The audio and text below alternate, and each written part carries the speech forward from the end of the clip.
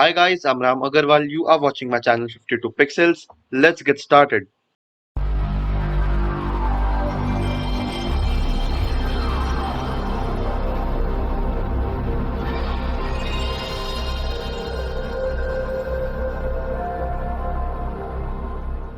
Guys, in this tutorial we are going to see how to remove a white background from a logo and place it into an image just like this one. So to start with, this is the logo of 52 Pixels. So I just want this text in my image and not this white background. So there's a cool trick to do that.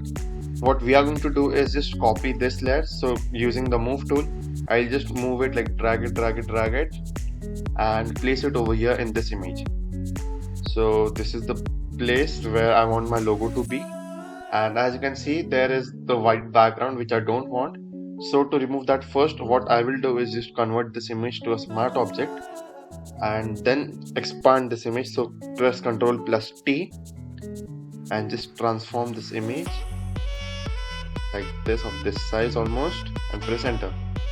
So this is my logo, and to get rid of this white background, what I have to do is just go to this blend mode. So currently the blend mode is normal and we have all these other options over here for blending, but in this case we are going to use these four options for blending the back with the background.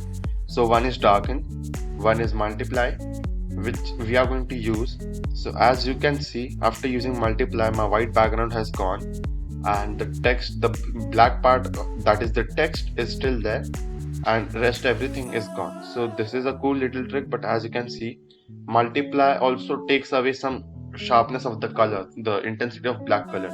So instead of that, what I'll use is linear burn. So linear burn is the same as multiply, just the difference is that linear burn doesn't make your black color faded away, just the way the multiply blending mode did. So this is one cool trick, but if you realize that you don't want a black text, you want the text in white and the background still to be gone away, so there's more option that is called divide.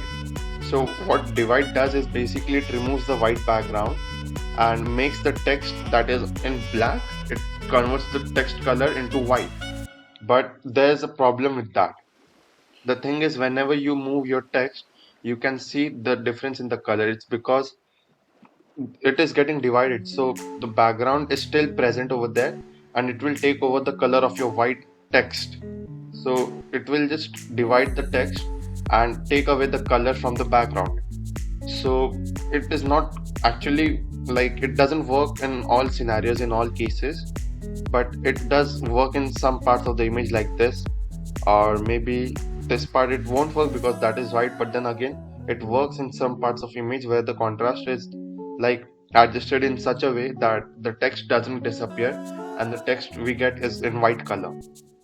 So well, that's it for today guys. Hope you like the video. Make sure you subscribe to 52 Pixels and tap on the bell icon to get notified. Thank you.